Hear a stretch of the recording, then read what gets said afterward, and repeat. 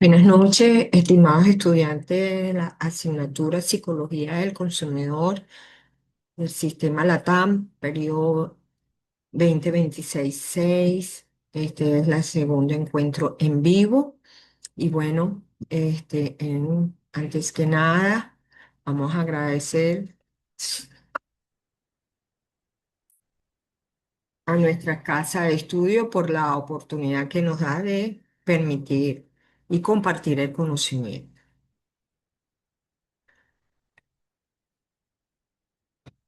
Hoy vamos a disertar o vamos a conocer un poco sobre lo que es la psicología del consumidor como ciencia interdisciplinaria aplicada.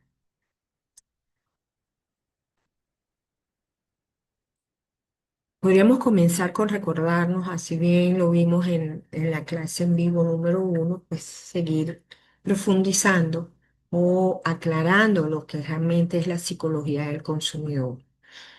Y bueno, es la asignatura desde el punto de vista de asignatura de unidad curricular en la Universidad Bicentenaria, se contempla como aquella asignatura que busca analizar las bases teóricas del consumo con la finalidad de ser aplicada al estudio de mercados y programas de consumo masivo en los diferentes contextos de una manera analítica y reflexiva. La psicología del consumidor es el estudio del comportamiento humano en relación con sus patrones de consumo, costumbres, compras y preferencias en relación con los bienes y servicios que utiliza. Esto lo que nos está indicando entonces es que realmente la asignatura lo que busca profundizar en el estudio de de la conducta del ser humano como consumidor de bienes y servicios de producto masivo.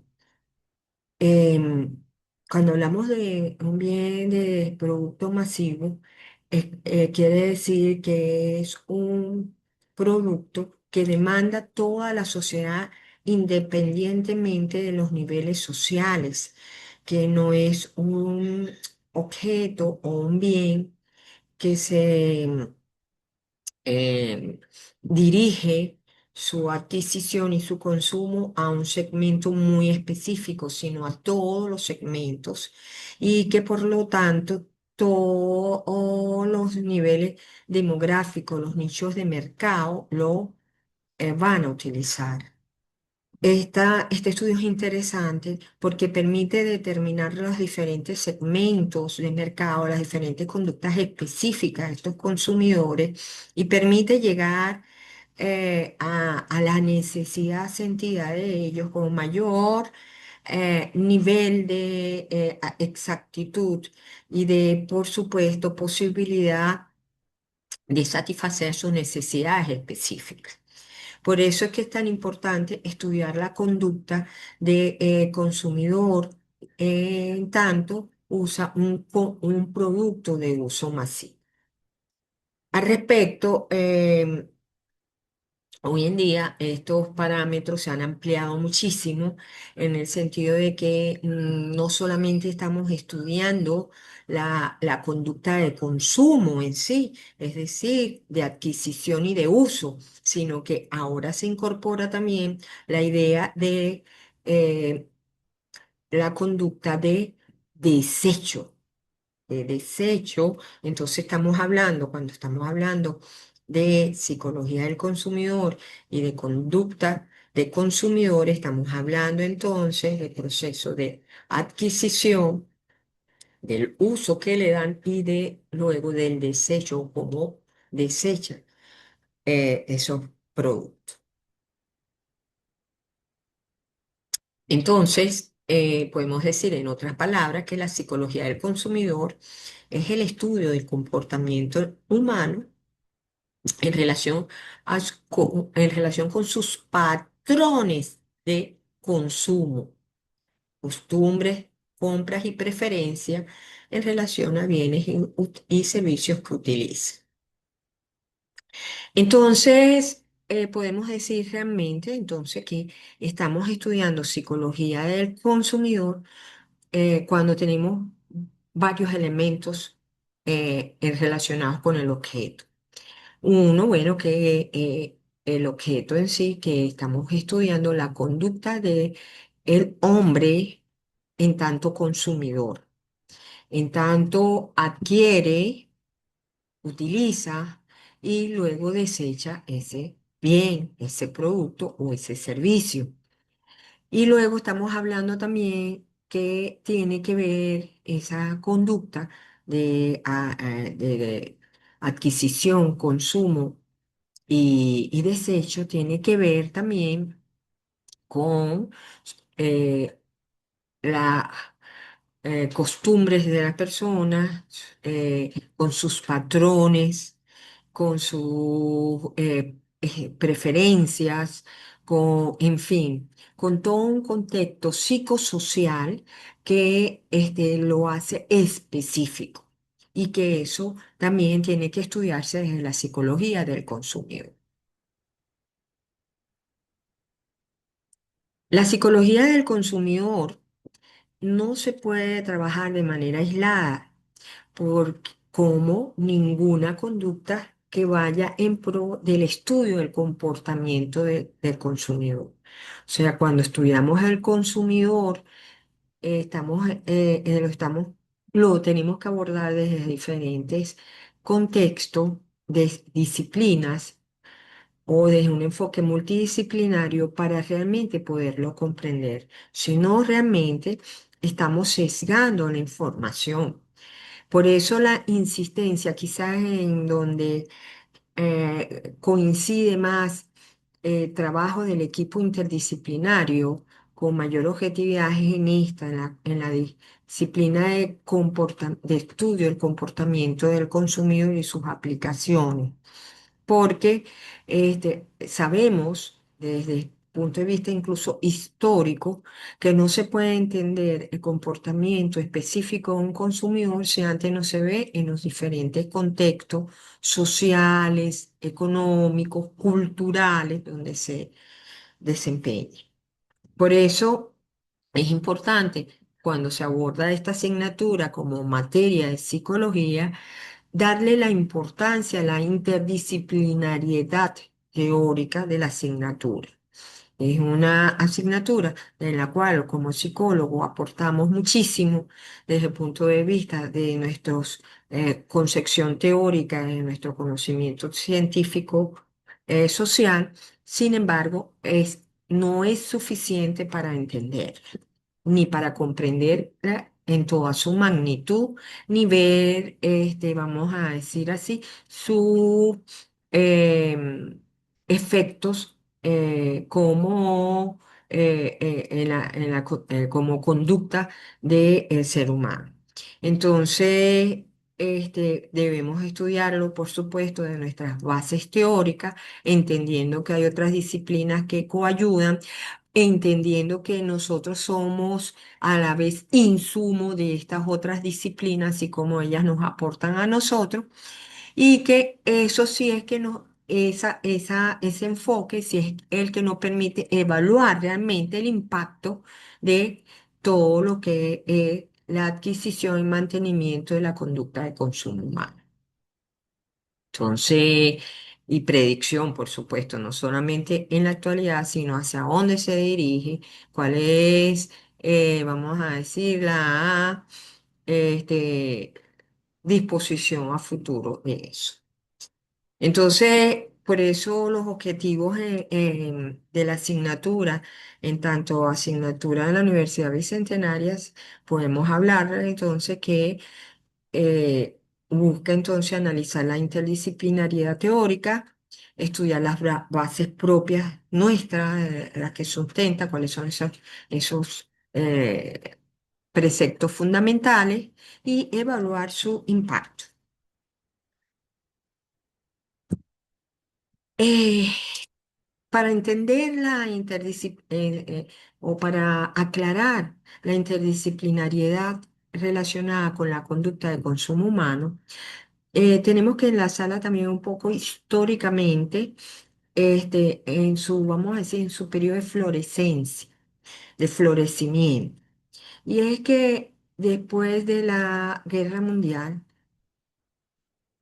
en la Segunda Guerra Mundial, en los años 45 hacia adelante, ya empieza pues los diferentes sistemas eh, del mundo a tratar de hacer más llevadera la vida de ese humano, de esos seres humanos que han venido confrontando desde 1917 situaciones de conflicto, de calamidad, de guerra, de penuria, de falta de necesidades, de falta de necesidades, no, perdón, de necesidades, de carencias materiales, que comienza un proceso de industrialización fuerte, em, con el objetivo, pues, justamente de mejorar este, para la humanidad,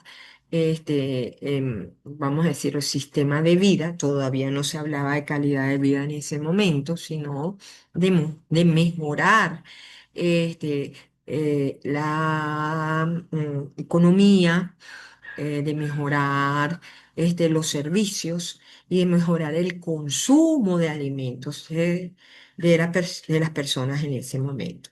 Se produce un gran movimiento industrial en las diferentes áreas, pero sobre todo en el contexto alimenticio, textil, de calzado, con el fin de, vamos a decir, satisfacer esas necesidades que estaban allí en deuda hacia el ser humano. Y se le da a la economía como la ciencia social reinante de ese momento la responsabilidad de empezar a estudiar, las necesidades de los diferentes conglomerados sociales que se estaban aglutinando en ese momento en ciudades o en sitios industriales que estaban tratando de salir del campo, de lo rural, para, vamos a decir así, tecnificarse, vivir en ciudades con mejores servicios, con pavimentos, con agua directa, con elementos que hasta ese momento pues se había perdido, si se tenía o, no, o nunca se habían tenido.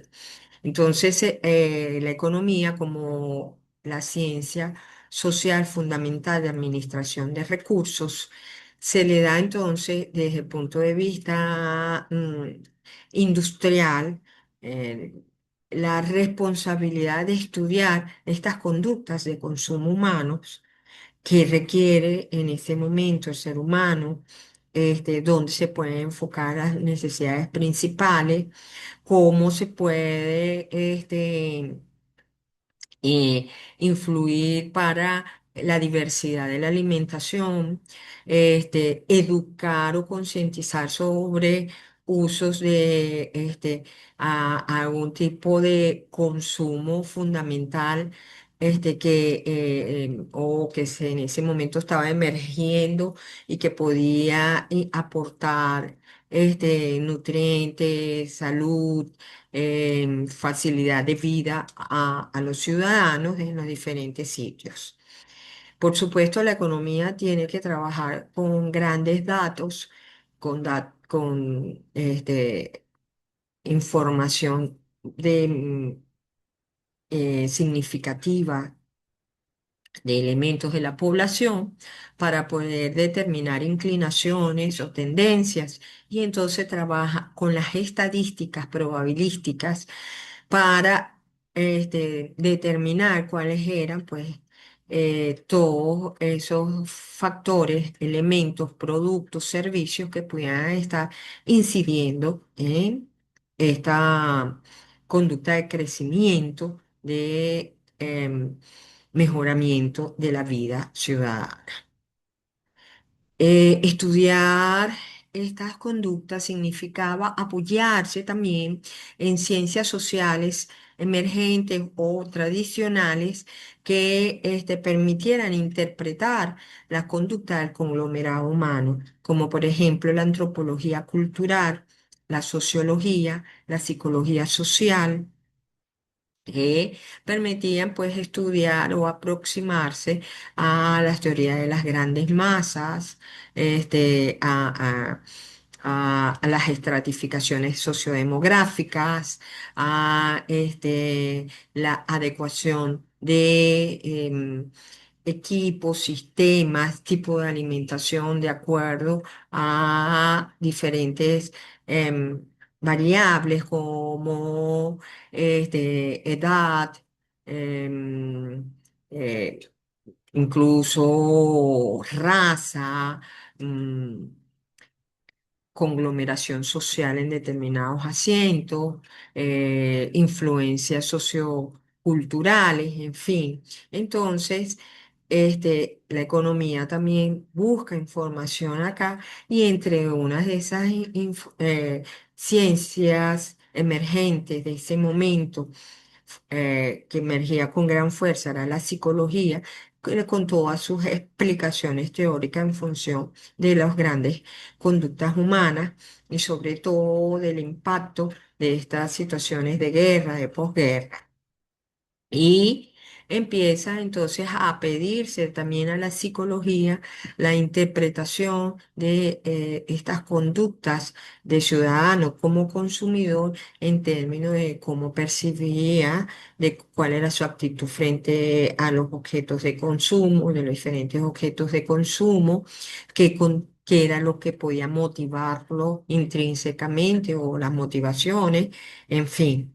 Y allí entonces se incorpora todo lo que es el aporte nuestro o inicia el aporte nuestro, este,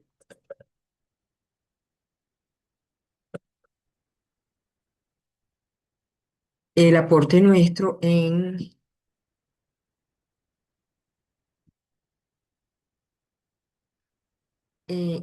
nuestro aporte en la disciplina de la el estudio del conducta, del comportamiento del consumidor. Entonces también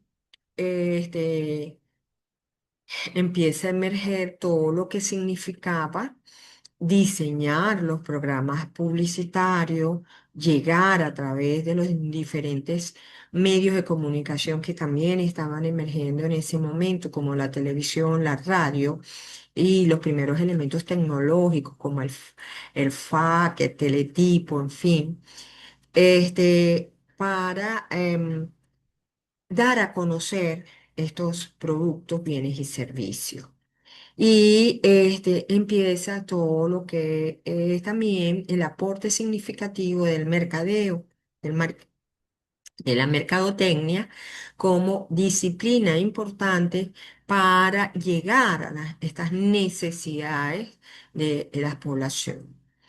Em, Siempre al lado del conocimiento científico, pues ha aflorado la aplicación de este conocimiento en el mundo de la realidad, en el mundo real, en el mundo práctico, que es justamente la tecnología. Y en ese momento también incorporan las tecnologías al estudio y la aplicación de esta conducta de comportamiento humano, como es la conducta de consumo. Eh, Todas estas disciplinas se unen, entienden que tienen que trabajar juntas, que una y retroinforma a la otra y hace que su investigación a la vez sea más sólida y pueda realmente lograr el objetivo que se quería, que era comprender la conducta del consumidor, predecirla y satisfacer necesidades. Entonces, nosotros como psicólogos eh, nos abocamos fundamentalmente a los estudios de, de ese consumidor en tanto sus elementos fundamentales cognitivos. Entonces estudiamos su proceso de percepción, sus procesos motivacionales, sus actitudes y su personalidad en tanto consumidor. Estos serían como los cuatro grandes, los cuatro grandes núcleos temáticos en los que el psicólogo del consumidor, incluso hoy en día, este, investigan, insisten, favorecen, enriquecen y promueven para darle información al resto de las disciplinas que trabajan con el comportamiento del consumidor. Entonces, nosotros como psicólogos, pues tenemos la misión fundamental de trabajar estos cuatro elementos propios de de nuestra ciencia, pero profundizando en, eh, en ese sujeto que es el consumidor. De modo que hemos hecho grandes adelantos, por supuesto, históricamente avanzado y entendido situaciones hoy en día con la llegada de las neurociencias, pues esto se ha consolidado. Tenemos este, un auge de la tecnología, de tal modo que ha modificado susceptiblemente todo lo que significa el campo de la mercadotecnia y por ende estos nos han invitado, nos han exhortado a realizar investigaciones que puedan coayudarlo más directamente en estas situaciones. Por ejemplo, vamos a hablar esta noche, esta tarde, de algunos ejemplos propios, como sería eh, saber que en la percepción del consumidor, por supuesto, el proceso que se cumple es el mismo proceso perceptivo que tenemos como humanos. Es decir, primero tenemos un proceso de sentir, de sensación. De la sensación la interpretamos, le damos un orden, la organizamos y entonces eso es lo que le da significado, perdón, a lo que vemos, a lo que sentimos, a lo que tocamos, a lo que experienciamos. Entonces, desde el punto de vista de ese proceso de darle significado a las sensaciones y organizar, el consumidor puede encontrarse con una cantidad de fenómenos perceptuales, pero son emblemáticos y significativos dentro del campo del comportamiento del consumidor, tres fenómenos que se han estudiado tradicionalmente y se siguen investigando y cuyos resultados hoy en día son interesantísimos, se han vuelto muy interesante porque, como les repito, se ha aunado a los hallazgos de la psicología experimental actual, de la psicología, de la neurociencia, y han confluido incluso en lo que hoy se denomina neuromarketing. Encontramos, por ejemplo, la selección perceptiva como uno de esos fenómenos psicológicos de la percepción que impacta susceptiblemente al ser humano como consumidor. Y es que cuando estamos en el proceso de organizar la información que recibimos del medio, nosotros em, actuamos de manera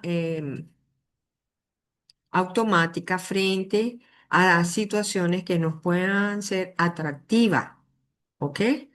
Y ante una diversidad de estímulos, escogemos aquellos que no son significativos desde nuestra experiencia sensorial, desde nuestra historia de vida, o sea, desde nuestro pasado, que no son Es significativo desde nuestras actitudes o concepción, en fin. Y entonces, ese fenómeno de selección perceptiva se da en los consumidores y la idea es tratar de aglutinar grupos y subgrupos para poder llegar de una manera, em, vamos a decir, directa, asertiva a los diferentes grupos homogéneos que puedan presentarse. Pero no solamente es que seleccionamos cuando se nos presenta el estímulo, sino es que buscamos también activamente un estímulo cuando tenemos una necesidad latente. Entonces, nos exponemos a buscar información, medios, estímulos, llámense artículos, llámense bienes, en la medida pues que intento satisfacer necesidades propias, producto también de ese organismo que tiene unas necesidades, que tiene unos grupos de influencia, que tiene unas actitudes, que tiene una emocionalidad sobre unos productos, en fin. Y a eso se le llama exposición selectiva. Hoy en día, en psicología del consumidor, hay infinidad de investigaciones experimentales y se siguen profundizando en ellas acerca de son esos elementos distintivos de la percepción o perceptivos que hacen girar a determinados grupos y subgrupos de la población hacia una, un determinado producto o servicio. Y eso se le llama exposición selectiva. Por ejemplo, podemos aglutinar un grupo de personas que aman los fitness, o sea que bien sea por salud o porque tienen culto a su cuerpo, buscan de manera activa siempre todo lo que tiene que ver con elementos de nutrición, mantenimiento de forma, gimnasio, uso de ropa para este tipo de actividades, en fin, se exponen selectivamente ante estos estímulos. Pero también desde el punto de vista perceptivo tenemos la situación de que las personas este, tienen cuando hay algo que choca o que me produce una disonancia cognitiva entre mis actitudes y el deber ser social o entre la información que tengo y lo que se me expone en el mercado, me produce un bloqueo perceptual. Por ejemplo, el típico sobre las drogas sociales, como el alcohol, como el cigarrillo. Sabemos, por ejemplo, que son dañinos, que está más que fundamentado científicamente, que no son nada saludables, que nos producen dependencias, y eso.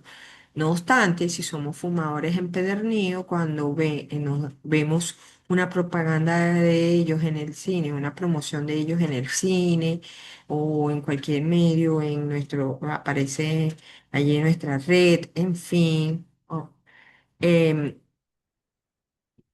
Tendemos a negarlo, ni siquiera nos recordamos o lo pasamos rápidamente sin detenernos a verlo, o sea, lo bloqueamos consciente o inconscientemente. Muchas veces lo hacemos de manera consciente, pero también muchas veces cuando le preguntamos a alguien que ha compartido con nosotros una película de cine, por ejemplo, entonces dice, ay, ¿viste la nueva propaganda del cigarrillo? No, no lo vi, yo ni me di cuenta, no me acuerdo de haberlo visto. O sea, lo niego, lo bloqueo desde el punto de vista consciente. Entonces, aquí hay cantidad de información y en el tema de percepción susceptible a investigación desde el punto de vista de la conducta del consumidor en todo. momento se ha adelantado muchísimo, se han hecho muchísimo, pero siempre falta por hacer en la medida que cambien los actores sociales, es decir, las necesidades, se incorporen nuevos bienes, estemos evolucionando, haya nuevas políticas globales, en fin, o sea, cambia algo, en esa medida también estaremos cambiando como consumidores. Eh, En el tema de percepción también existen muchos elementos distorsionantes desde el punto de vista de la conducta del consumidor. Vamos a hablar quizás o les voy a referir aquí dos de los más impactantes, no son los únicos, hay muchos otros, pero definitivamente eh, hoy en día pues trabajar con estos factores distorsionantes ocupa mucho tiempo de las investigaciones de los psicólogos del consumidor. Nos referimos a la apariencia física. La apariencia física es un tema muy cultural. Lo que para los africanos es bonito, para nosotros no lo es. Lo que puede ser atractivo para un asiático, por ejemplo, su maquillaje, este, hasta parte de su vestimenta, en fin, para nosotros no lo es. Y lo que es atractivo para nosotros, los colores cálidos, el ritmo caribeño, en la ropa floreada o alegre en color, contraste de colores en las combinaciones, en fin, para otras culturas no lo son. Esta apariencia física tiene que ser siempre estudiada por la psicología del consumidor, sobre todo cuando se intenta globalizar el mercado como hoy en día, dado que las redes sociales llegan a todas partes del mundo, hay que buscar un punto de equilibrio entre en estos factores, de modo que pueda ser atractivo para todas. Y la mejor forma que han encontrado los mercadólogos es haciendo viva la experiencia. Pero también, pues, han jugado con elementos psicológicos de la apariencia física universal. Este, como sencillez, minimalismo, etcétera, para tratar de minimizar, vamos a decir, eh, los opuestos, la distorsión de opuestos. Entonces, la apariencia física también es un elemento muy importante que se debe estudiar en psicología del consumidor, con ella todo lo que es la psicología del color también. Ujú. Y uno muy importante son los estereotipos. Aunque hoy en día hemos roto muchos estereotipos, emergen otros. Cuando se rompe un estereotipo, por ejemplo, de género, cosas típicas de los hombres, cosas típicas de las mujeres, ahora no existe eso porque todos somos iguales, en fin, emergen otros tipos de estereotipos, ¿verdad? Eh, Como por ejemplo, podría ser em, el unisexismo, la tendencia a ser, a tener modas indiferenciadas por género, en fin, maquillajes similares para todos, entonces surgen otros estereotipos. Disminuyen uno, esto es como los valores, se desplazan, pero vienen otros, igualito. Los estereotipos del consumidor siempre va a haber una imagen deseable eh, y que va a estar, vamos a decir así, teñida por nuestras experiencias previas. Que si fueron exitosas, las sostenemos. Si no fueron exitosas, la contrariamos. Entonces, pero siempre desde el punto de vista de la conducta del consumidor existen estereotipos. Esto es lo importante de rescatar y es un elemento importantísimo de trabajo en psicología del consumidor porque siempre los mercadólogos nos están diciendo, oye, vale, ¿cuál es la tendencia ahorita de la humanidad para aceptar tal tema? Y nosotros tenemos que estar investigando sobre estos estereotipos o estos valores y antivalores que surgen. Entonces, esto también es un tema interesantísimo en la psicología del consumidor específico de nosotros para investigar experimentalmente, para darle información al marketing para que ellos puedan diseñar sus programas de promoción, sus diseños de productos, sus rediseños de empaques, de colores, en fin. Pero importante que nosotros demos esa información. También cuando se va a lanzar un producto por primera vez, se nos llama a muy a menudo a los psicólogos para ver el impacto que pudiera estar sintiendo el consumidor que utiliza por primera vez esos productos o bien o servicios.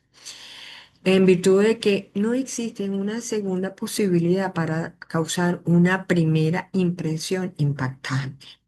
Por eso para los mercadólogos es importantísimo que cuando se introduce un producto sea realmente impactante y llegue a mercado meta, al mercado que ellos, porque se corre el riesgo de que si no logra impactar, realmente se pierda con el tiempo y no se logre reposicionar eh, a futuro.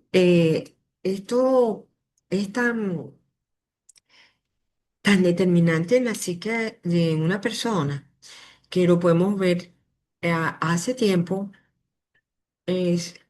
Hubo en Venezuela este, la introducción de una marca de productos de limpieza económicos eh, eh, no solamente económicos, sino que la economía también venía porque, bueno, ya incluso los envases eran más sencillos, pero se vendía como que el Producto Interno era muy bueno. La tapa de los productos eran todos de tapa amarilla, los frascos eran blancos, los detergentes, los desinfectantes, el cloro, en fin, pero y la tapa amarilla. Incluso el producto se llamaba tapa amarilla, pero cuando se introduce, su introducción no fue muy exitosa en términos de la calidad percibida por los consumidores en ese momento. Y entonces cuando ellos intentaron meter otros elementos, como por ejemplo desinfectantes de diferentes olores, la gente ya tenía no, si es tapa amarilla, no son buenos. Y resulta que los desinfectantes eran muy buenos, se olían bien. Eran diferentes a los detergentes y al cloro, pero ya había arrastrado la marca, había arrastrado la imagen de esa distorsión perceptiva de la primera impresión. Entonces, en en el, en el marketing, la primera impresión es muy significativa. Por eso, los estudios psicológicos previos que puedan avalar la introducción de un producto, siempre para ello es significativo, pues y llaman y apuestan por la investigación psicológica al respecto. Entonces, es también para nosotros un, un tema pues de estudio bien interesante. Otro tema que estudiamos los psicólogos de consumidor con mucho énfasis es las motivaciones que tiene el consumidor para adquirir algo. Y cada vez esto se ha ido complejizando más.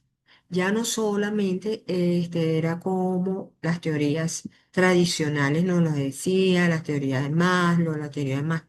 Cleland, la de Alderfer, sino que hoy en día los mercadólogos, los estudiosos y por supuesto los psicólogos han comprendido que en la medida que subamos en la escala de, por ejemplo, de Maslow o en la escala de Alderfer, busquemos la autorrealización del sujeto, así vayamos a satisfacer necesidades fisiológicas, en esa medida pareciera las investigaciones señalan que son más significativas la permanencia y la lealtad al uso del producto. Por eso es que hoy vemos en las diferentes redes sociales el uso de la experiencia vivida, y eso lo vemos en TikTok, en Instagram, en, en todos, en YouTube, en todos, eh, de hacer experimentar al que está al frente de la pantalla la vivencia, la experiencia de el uso de ese bien o de ese producto o de ese servicio. Porque basado en los estudios motivacionales, parecen indicar con bastante nivel de aceptación que en la medida que nosotros nos apuntemos hacia la autorrealización, hacia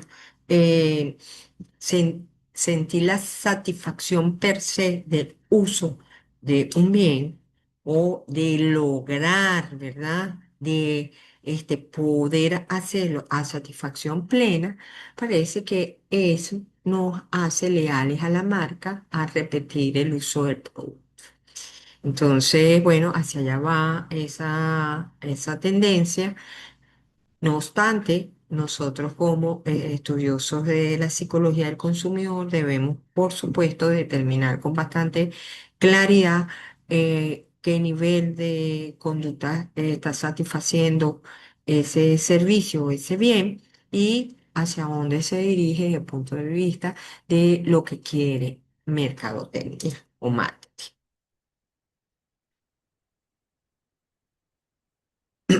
Finalmente, también tenemos los estudios o otro elemento que tenemos que estudiar es esas opiniones a favor o en contra de un producto que de repente nosotros, viendo la experiencia, podemos modificar o a través del boca a boca o a través de nuestros grupos de referencia modificables. Sin embargo, no es tan fácil como escuchar un consejo. Ese juicio para ser modificado tiene que tener información, vamos a decir, pertinente para el sujeto que lo recibe, tiene que tener suficiente significado. También va a depender de mi experiencia previa, de los reforzamientos que he tenido con respecto a su uso y eso puede ampliar mi actitud para ser modificado.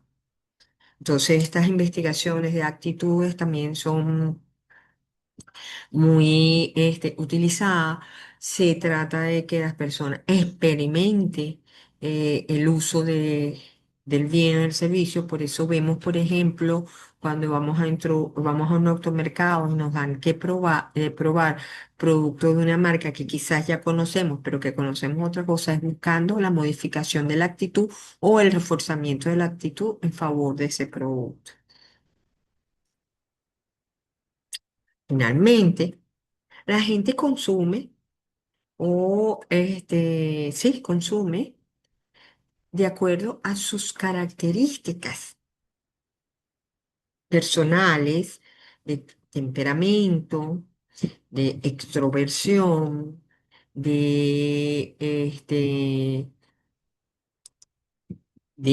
visión social, de cosmovisión social, ¿ok? Es decir, de acuerdo a nuestras características de personalidad. Yo soy una personalidad de tipo conservadora, tradicional, amante más bien de la estética, de la cultura, pues tendré una preferencia por un tipo de mobiliario o de uso, incluso de alimentos o de ropa distinta a una persona de vanguardia, em, adapta a los cambios, que modifica constantemente su, este, vamos a decir, su actitud frente a los objetos de consumo. Entonces, que es más extrovertida, en fin. Entonces, también la personalidad, hay estudios interesantes de la personalidad del consumo, quizás eh, a mi modo de ver, no quiere decir que sea así, pero a mi modo de ver menos recurrente que los estudios de percepción, actitudes y motivación, pero sí más profundo, más a largo tiempo, pero que han también arrojado eh, resultados interesantes, sobre todo en usos tecnológicos, en usos mobiliarios, en usos eléctricos.